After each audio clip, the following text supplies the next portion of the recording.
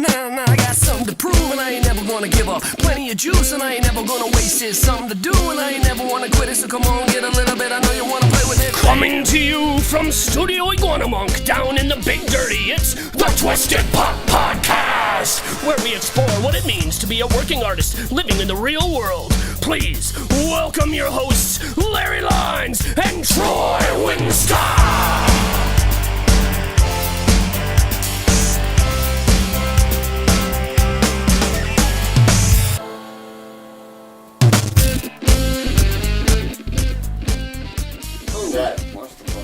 Alright, this is the Twisted Pop Podcast, episode 14. Who are you? I would be Troy Winscott if I was taking straight, so I will be. I'm Larry Lines. This week we have Mark Thogersen. Did I do that right? I've been saying Thogersen for so long. Thogersen. We say it in the interview. Yeah, we do. We say it in the interview. And what an interview it Way is. to slide it off. I know, totally, right? I mean, I feel like, like I just had somebody go in and scrub my brain out. Yeah, my third eye might be a little bit cleaner. He's really, he's in a place right now for sure. Yeah. And,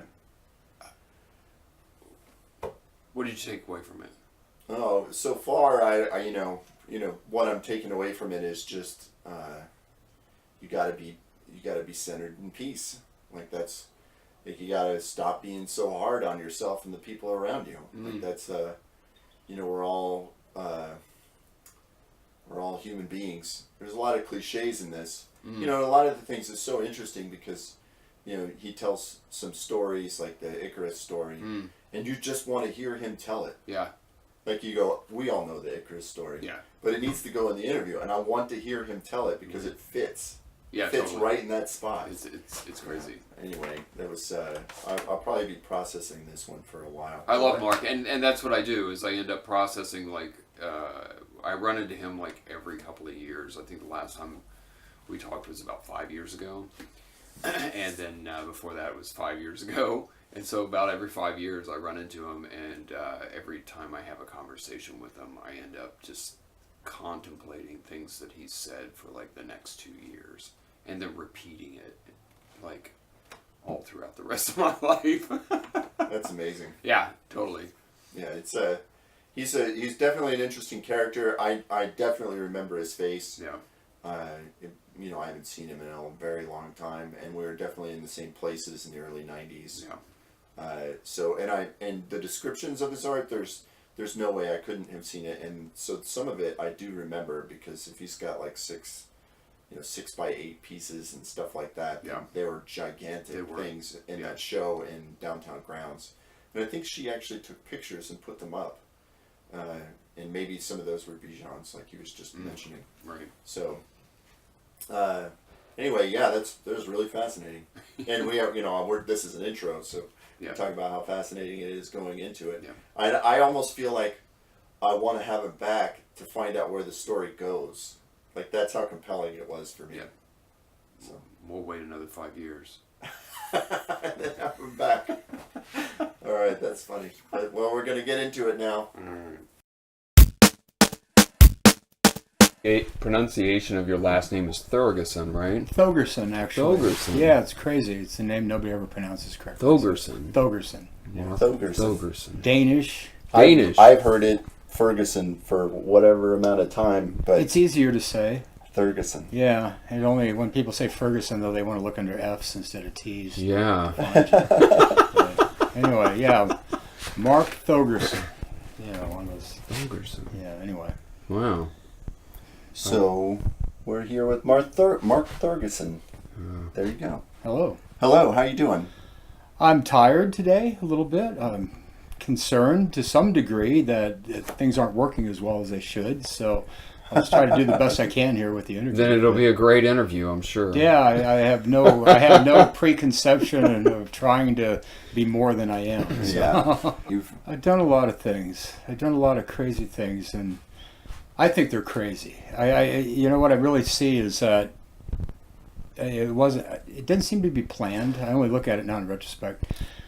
I've been trying to live a life that had some kind of real humanness. about it, some kind of real, something that felt fundamentally real. And I don't know, I didn't start out being this way. I started out, I think, just with some emotional problems when I was like 5 years old. But what it put me in this direction of having to be authentic, you know, in order to cope with the problems. And so this life that I've been living has transpired in a way to where I get some deep sense of motivation and I follow it. Now the problem that I'm noticing is that a lot of my motivations haven't had a capitalistic interest. Like I haven't made a lot of money, and so that's one thing I've been pondering for a while. That's just completely baffling to me. Is how do you grow old in this economic society without the money that has come from your projects? And so the headset that comes along with that is you feel like a failure and you feel like you haven't accomplished anything. And you also come up with a narrative, right, that covers all of it. Yeah, you try to tell yourself everything's okay. and yeah, but you know, to be really unprofound about it, it's been I would have never imagined what I did over the last 15 years that I would have ever done before. What I did over the last 15 years is I actually went back to college. I went to school and got a formal education. I ended up getting a 4-year degree, a dual major in psychology and philosophy, and then I went on and did a graduate degree in philosophy. And the way it seemed to me was that this was it was something to do to straighten out my head after a long time. I wanted to get clear, and I felt like getting an education would help me get clear about what is it that's going on in this world that's real? What is it that people are doing that really means anything? And I felt like getting the education would help me be able to separate these issues out.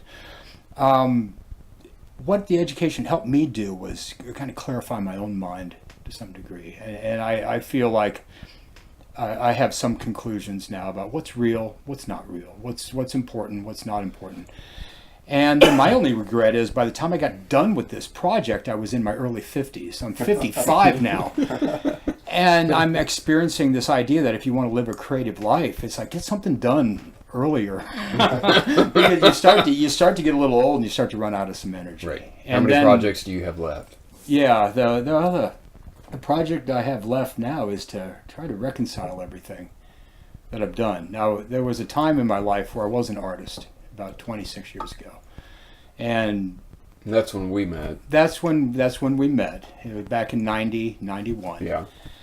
And that came after years of perceiving myself as an artist but never really doing anything. You know, just kind of having that late teen experience where your high school girlfriend leaves and your first love leaves and your life falls apart. I had that experience between like 18 and 20. And then my friends from high school growing up, we diverged. And then I moved from where I used to live in Iowa. It was a place called Marshalltown. Moved down here to Houston and really started this life where I was going to... Was there a reason that you moved to Houston? Well, my dad came down here as a transfer for a job, and so I just got transplanted. By that point in my life, by the time I was 20, I had developed enough emotional problems and enough confusion to where I was feeling to myself like I just wanted to get into my head, blow my head up, get all the bad stuff out, and get the good stuff to come back out. And I took what I see now is the wrong roads to that. I started to get into more like addiction and drinking. And then what came out of the inspiration in there was I'm going to be an artist, I want to be a musician, I want to follow pop culture. And I had all these, I think they're fantasies that teenagers go through where they want to be like their idols. And I just happened to take it too seriously. And so anyway, I spent a lot of my 20s stuck in that kind of milieu where I'm drinking. I got an education back when I was young. I got a 2-year education in graphic art. And really just built myself up with a headset full of fantasies about who I was going to be, and it all kind of came crashing down. So back in the 90s, like, I feel like your visual art, your fine art, that you were just completely over the top advanced.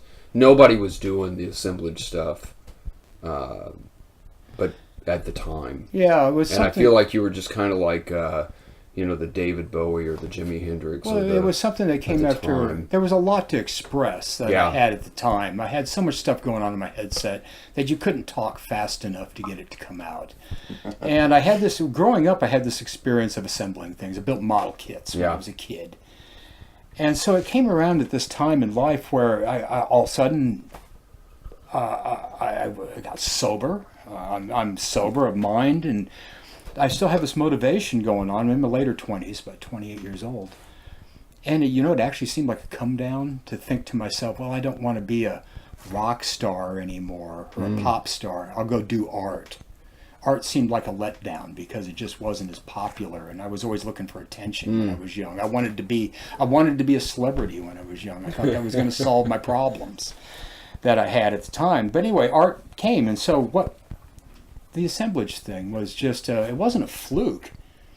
It was. It didn't look like a fluke. No, it was just. It looked very deliberate and very intentional. My for thoughts the time. on it were just. I had to question myself: is this art? When I started doing it, and so a lot of my early pieces, I built frames around them, just so I could say, look, it's a piece of art because it has a frame. It's in a frame, and that turned into part of the work. That turned into being the frame itself turned into being part of the work. It was very clear. But the experience I had during that time building those pieces was that people were astounded, and I just felt to myself like I'm able to use all these pieces that I'm assembling to express what's going on in my head. All these different little opinions are coming out. But the style of the work was to incorporate those in a way to where nothing was obvious. Yeah. There was, when you looked at the work itself, there was nothing that stood out like a political statement. Exactly. Like a personal statement. It was a very formalized, symmetrical, verging on non-symmetrical, but balanced view of a very complicated thing that worked together into a single unit. And so when you looked at the work that I did, you weren't turned off because it was too complicated to look at. You were able to focus on the entirety. But then if you were interested in it and wanted to look further, you could look closer, and then you could start to pick pieces out. And it was... there were certain symbolic references to lots of, the religion on one hand, the economy on the other hand, the state of the United States and the world. There were little ways of symbolizing, my own opinions concerning that stuff that were incorporated into the work. It was great stuff. So this was 90, 91? Or this is in 90 when I start doing this stuff. And so you had some of these pieces in downtown grounds, and they would be there for a while. Yeah, I had a show. So I remember some of these things. In August of 90, I had a show, and at the time I was working on what I considered to be big format pieces. They were like 6 by 8 feet. Right. And if you think about a model kit, they're only usually about a very small thing, So doing this assemblage on that scale was heavy. Some of the pieces weighed over 100 pounds or more, and they're an assemblage, so they're kind of fragile. But that was a show in 90 at Downtown Grounds. I think I produced about 11 of these things. No kidding. And at the time, what am I? I'm 28 years old. I'm like kind of at that age where you're at your peak of energy. And so I'm like a nuclear furnace, just putting stuff out. I remember like preparing for the show finally, 3 days before the show. Didn't even sleep for 3 days. Just finishing pieces, taking the slides of the pieces to record the whole. It was really exciting. It was a very motivating, exciting time. And then that was just the beginning. That was actually, when was that? That was in August of 91. I had one show previous, a teacher from my art school. A man named Richard Fleur had a gallery over in Montrose back in the 80s. Yeah, I studied under Richard Fleur, and he had shown my work earlier in that year in May of 91. And what I was discovering at the time was that the work was popular and people were buying it. And it was a new experience for me. I didn't know anything about this. I didn't know what to expect from people, from verging on something that seemed popular. And looking back now, I can see it would have been nice to have a manager. Yeah. It would have been nice to have somebody sit down and say, look, Mark, here's what you are. You're a crazy artist, but you don't know anything about business, and you don't know anything about the world. I know about that. Let me help you guide your way through this cultural environment so that you don't end up coming out the other end in shreds. I didn't have that kind of guidance. Do you think you would have taken that kind of guidance? I think if I would have been explained to me pretty much the way I just explained it to myself, that I would have listened to somebody who was intelligent. Yeah. I would have listened to somebody who struck me as being an intelligent person who had a real view based on some experience. I think that would have been helpful. What I ended up being was just this I'm going to do this my way as quick as possible type of mindset. And at the time period, do you think Houston would have produced somebody who could have acted as a guardian angel kind of manager at that time? I think it could have. I think it could have happened, but my problem was myself. I ended up by the end of the year of '91, I had gotten to a point to where I became essentially manic. My own headset gave up on me at that point. I had gotten sick. And I had the flu, and I'm taking some cough syrup, and it's not prescription stuff. It's just over-counter Robitussin cough syrup, and it started to make me a little bit manic. And one of the things I had been doing in my art career, I've been studying a lot of spiritual material. A lot of the inspiration was coming from, studying, let's say, Hinduism, Buddhism, in contrast with Christianity, and all sorts of really trying to get to the source of what is it that makes such big experiences. What is it? And art for me was kind of a window and an expression of the bigness the bigness of experience that kind of comes from religion, living a real life. So what was in my headset was this want for this big experiences, and man, I got it. I got full on. and I now just saying being manic, that's a term. But what happened to me was I got very euphoric for quite a while at the end of '91, the beginning of '92. A lot of it seemed to have to do with taking this cough syrup stuff, but a lot of it also had to do with my attitude. And I was having all these experiences that, from my own reading, I would qualify as saying, yes, these were mystical experiences. I've read about this. Having a really, really big mindset. Yeah. And the problem with me is it burned me out. It was a crash. I always look at myself like, I felt like I was like Icarus. There's a Greek story of Icarus, and his dad makes him some wings that are feathers, and they're put together with wax. And Icarus is an egotistical kid, and he's going to fly, right? And he can do anything, he thinks. And so he wants to fly up and touch the sun. And he does. And he flies up, touches the sun, melts his wings, and he falls into a crag after that, and he's punished for eternity then by, I think, vultures eating at his entrails or something. And I was Icarus. I looked at myself like I was that Icarus character.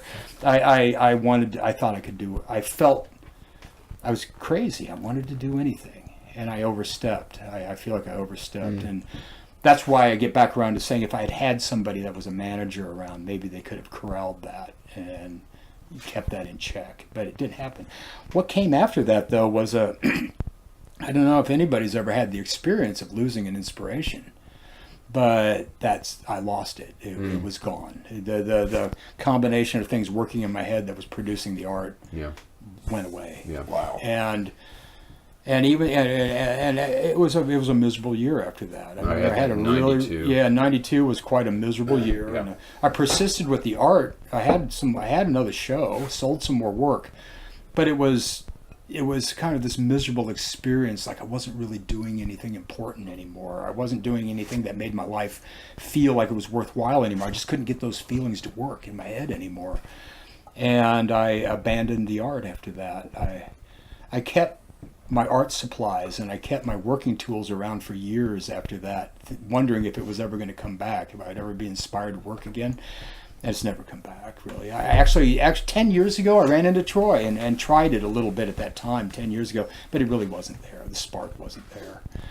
And I don't know, that can happen it does happen. In an art career where you're unprepared and things happen too fast. I've read about, pop stars that happens to you. A little bit of put some drugs into the picture, put a little bit of kudos into the picture, and next thing you know, you've got people, destroying themselves. I just to interrupt that story, but it's I feel like you're telling a story that many of us in the Houston art scene in the '90s and our 20s probably experienced. I know I have experienced this. Yeah, Houston just doesn't seem like you can't get out. You've got to leave Houston, it seems, if you really want to get to meeting those people who can put you somewhere And take care of you. or Yeah, where whatever. what you're doing can make sense in the world. And then the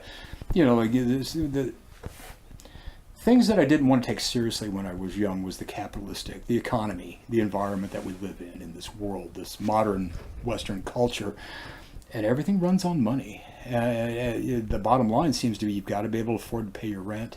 You've got to be able to afford whatever your supplies are. You've got to be able to pay your way, in other words. And that was one of my pursuits in art, I wanted to circumvent that. I wanted to rise above it. When I was young, I will admit I was naive and I was uneducated. But one of the driving pursuits was to try to find a way through this world that you could avoid this. Can you avoid this financial responsibility somehow?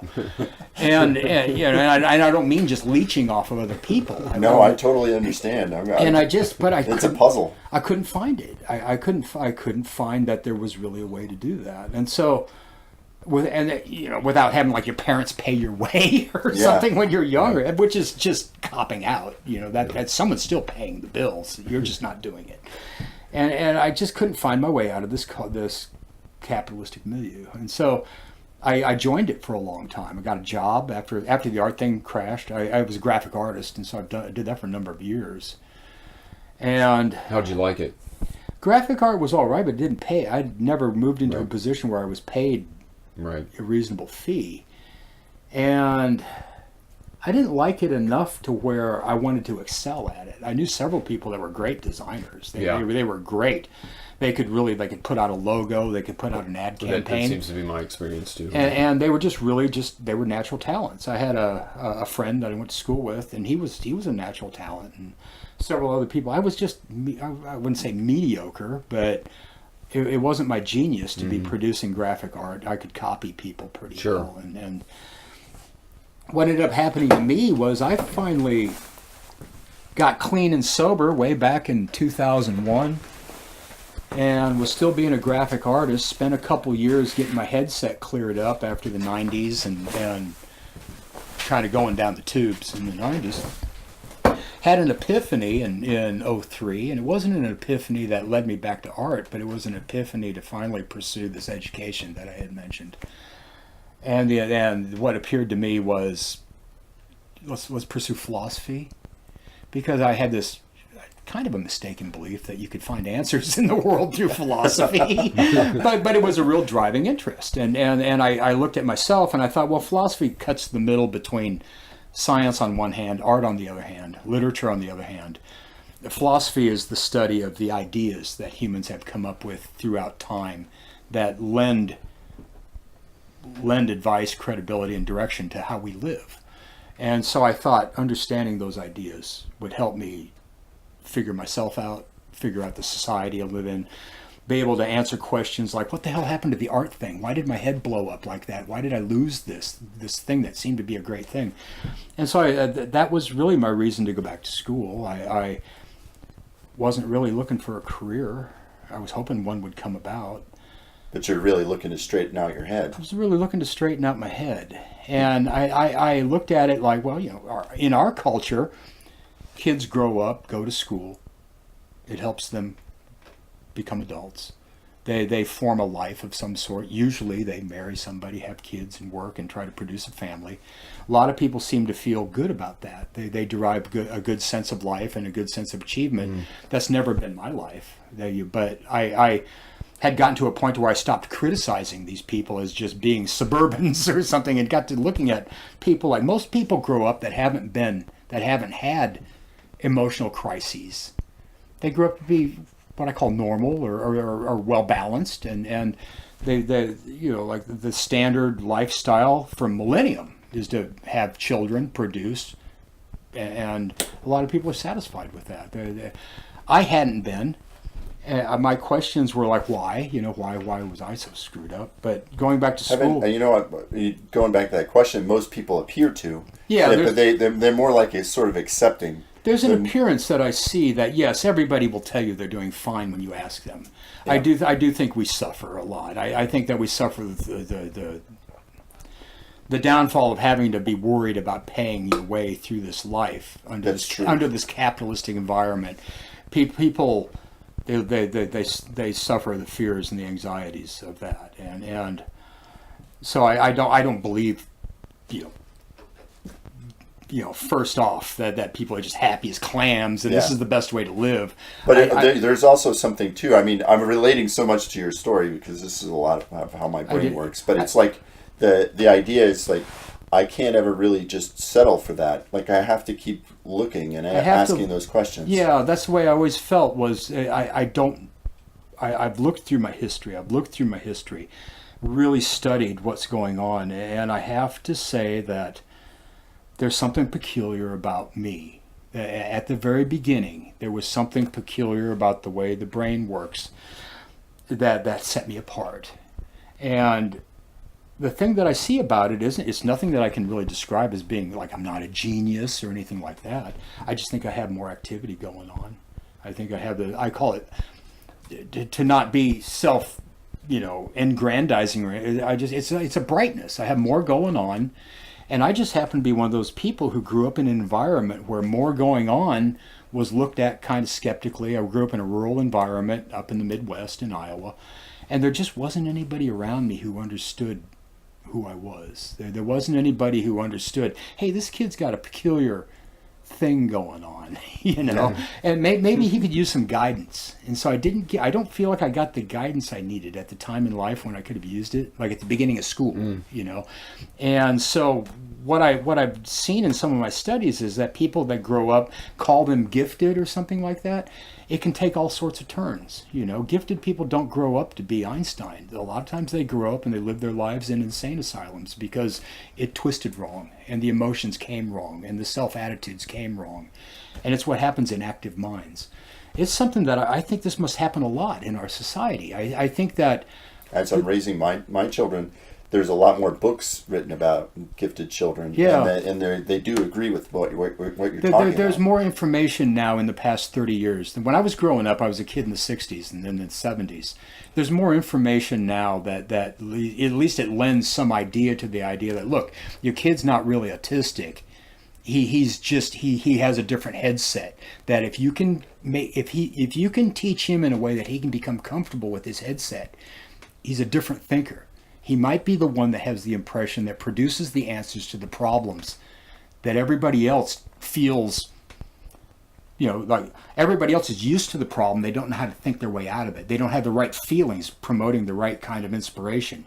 He's different. His feeling set's different. He may be the one that is able to come up with the idea that connects to his own well-being.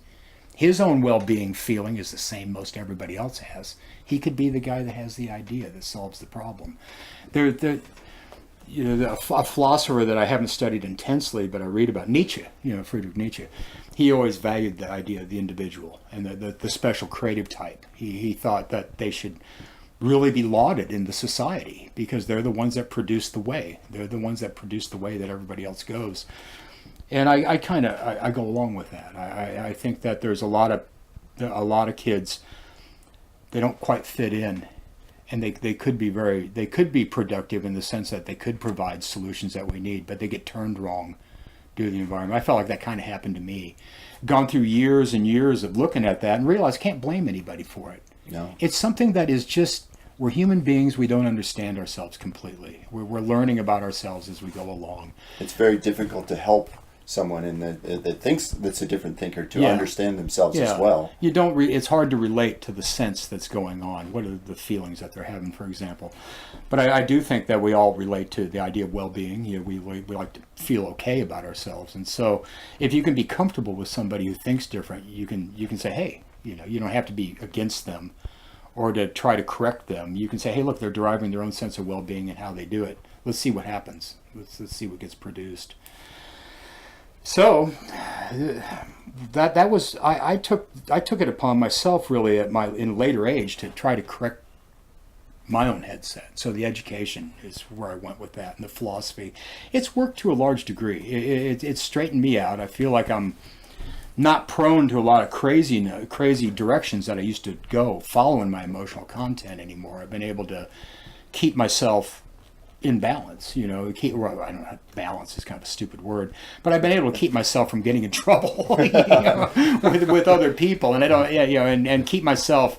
I'm not from flying too close to the sun. Yeah, it's like I don't have to play Icarus anymore to be okay. Yeah, and so the thing I see at this point in my life is the want to return to visual arts hasn't come back.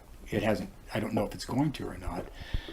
But the life that I've led has been kind of like the inspiration that you get when you're wanting to create an art. This whole thing with this education. It's like life is art. Yeah, and that's a Nietzschean idea too, Yeah. where what is it, his book, The Gay Science is what it's called, and Book of Aphorisms, and Nietzsche talks in there about adding style to your life and you creating your life. It's like a work of art.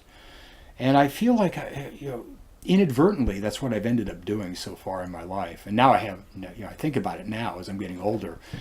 But there's been this drive, like you said, I wasn't quite satisfied with the norm. I wasn't quite satisfied with the idea that I was going to, have 2.3 kids and a wife and a house to be, glib. There was something more needing to be done. My headset always demands that I go further. It's a curse. It can be. It's a gift and a curse. It's a gift and a curse. It's an activity that it would be nice to find a safe harbor for it. Yeah. And all I can say about my own case at this point is I haven't found a safe harbor that I enjoy yet. Certain limitations, they keep me from being in academia. I was almost thinking maybe I'll stay in academia. I'll get the degrees. But age has now creeped in, Now I just don't have the energy I had, back. I'm 55. Well, pretty soon you'll be a senior citizen. Yeah. You can go for free. Yeah, you can go for free. That'll be something. But I noticed that. I finally noticed about age. I was getting out of graduate school at about age 53, and most of the guys in graduate school were in their 20s, And I was really becoming aware for the first time in my life. God, I'm not 23 anymore. So where did you go for school? I was at St. Thomas University. Oh, okay. And did undergrad there, and then I went to University of Houston. Okay. For the graduate degree, and so it's been a couple of years. I got out of school in 2015 in May, and the last couple of years I took a foray into capitalism, started a watch selling business online, and was doing that back in 2016, and got this taste of buying and selling and dealing with people. And the experience it left me in was it turned me into kind of a monster. Dealing with people. And I saw myself, I turned into kind of a mean person, and what I saw that in order to wade through this capitalistic endeavor, I was going to really have to turn my emotional content off, and so I felt like I was basically becoming dehumanized. I couldn't feel the full extent because I get too angry. I get too angry at simple things not working out, which seemed to be other people's mistakes, as if they were being careless. All said and done, I felt like what was happening to me participating in this capitalistic way, this economy, I really felt firsthand the experience of some kind of a dehumanization happening for me. I understand that feeling. I worked in the oil and gas industry for a long time, and I still do programming and stuff like that. But it gets there. It's very tense. You've got a lot of guys in there that are making a lot of money that want to hang on to it, and I really, I felt to myself like I was working, kind of like on a pirate ship in a way, where everybody's here for the goods, and so let's make sure that the goods come, and that was really the bottom line. The life that I would rather live. I would rather be doing things because it was copacetic to the way that we sense ourselves as human beings. Like we're both satisfied. We're both working because we have a goal in mind that's going to continually produce human satisfaction. And what I found was that just going for the prize, just going for the money, or just while there's a certain satisfaction in it, it's trivial, really, in the last analysis by comparison to this deeper thing that we have. Call it a heart.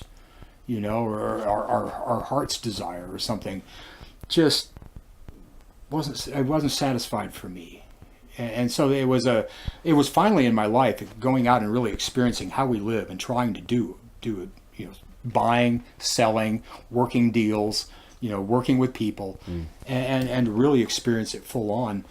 And what I got out of that experience here later in life was kind of a vindication concerning my earlier opinions when I was a kid.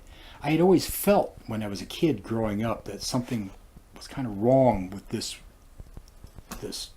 buying and selling thing, but I didn't really have any evidence to support it, and I feel like I acquired that a little bit. And so it's freed me up a little bit, where I feel in the future, whatever I do, I don't want it to be so tagged onto that anymore.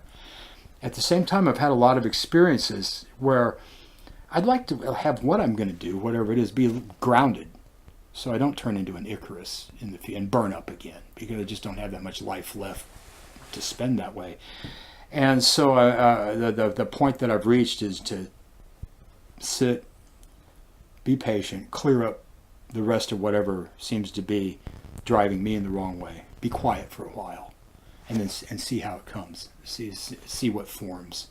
Because right now I don't feel like I'm inspired really to go anywhere or to do anything. It's a quiet time. I'm kind of going through a transition of sorts in my own headset at this point. And I'm just I'm thinking to myself, I've been through this before when I was younger. It's a quiet time right now. Sometimes I get depressed even, thinking about it. But it always ends, and then something new comes. There's some new view as to how to approach the world. And I'm just hoping, well, I'm 55. I had always thought I'd lived at least 75, so I've got 20 years left. Let's try to put this in a direction to where when it comes about, it's a direction that can have something to do with supporting humanity and not taking away from it, not being so selfish, not being so self-minded, and maybe actually being helpful to some degree. It doesn't need to be overwhelmingly in any of those things, but I'd just like to feel a sense that I think what Nietzsche wants to talk about in a lot of his philosophy, like you came to be, you became who you really were.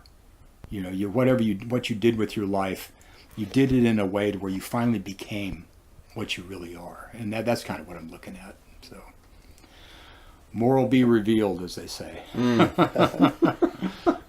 So are you working at the? Yeah, I work. I call it. It's a manager position, which is also a janitor's position. Right? It's over at one of the AA clubs in town at this place called Post Oak. Oh yeah. And so I'm over there like 35 hours a week and just taking care of that place, making sure it runs. And for a quiet transitional time, that's a pretty cool job to have. Yeah, it doesn't pay a lot, but Yeah. it's an environment that's conducive to going through changes and stuff. Yeah. And so that's what I'm doing currently. Cool. That was succinct. Yeah, I would think of like more questions to ask you, but like that's such a perfect story. Like this interview, the way you put that all together. I mean, I'm inspired. And yeah, feel I don't know myself. how you're not inspired, because like I got a whole lot of I did inspiration. too. Out of Well, that that's great. whole thing. I'm glad you got. Like I'm in a quiet time right now, and so Yeah. my head's just not lighting up. Yeah. It's not lighting up like it would, But I'm glad that you appreciate it, because from my point of view, I feel like I've just given out a lot of crazy disconnected information, but I guess there's a thread in there. I guess there's a thread that you can follow, so that's good. I'm glad. It was really solid and Okay. very helpful in terms of like a philosophy of life, and sort of reconnects me with stuff like that. I Okay. did a lot of reading, philosophical reading myself, trying to straighten out my own head. Okay. And that's sort of your whole story sort of reconnects me to that. Okay. And it's a really good story. Okay. Well, I'm glad you appreciate it. Yeah, I'm glad you like it. Did you ever figure out about Love Lost? I tell you, recently I was re-experiencing, and I mean that's pretty apropos. I mean, the last couple of days, re-experiencing this kind of a sense of a little depression, a little bit of pain. And it's this pain and depression I'm feeling is like my lifelong friends, right? I've had these experiences come and go, and it just happened to be that a couple of my yearbooks from high school were sitting out, and so I looked at those, and the two pictures that were in those books. It was my best friend from high school, a guy named Paul, and we had been best friends in junior high and high school. And then there was my high school sweetheart, and seeing their pictures, and it just dawned on me. I was like, the central pains in my life that are still pains have to do with the disillusion of those relationships back when I was like 18, 19, 20 years old. And I don't know if that's what in literature or whatever it's called, like coming of age or loss of innocence or something. But it struck me like that. It struck me like, the loss of those relationships was devastating to me. About the time I am 18 and I'm about ready to want to go out in the world after high school. And all of a sudden, this girl who I've just fallen totally in love with just decides to she wants to run around town partying with every guy in town, just like one of those classic rock and roll songs. I couldn't believe I was a victim of that. It devastated me for several years. Right. And then so my best friend, Paul, the same thing with him. This girl he had really attached with for about a year and a half. He thought that all of a sudden she's leaving him for another guy, and he's devastated, and so he solves his problems in a different way than I do. But my whole life transitioned and changed in a real devastating way at those formative years, I guess, 18, 19, 20 years old.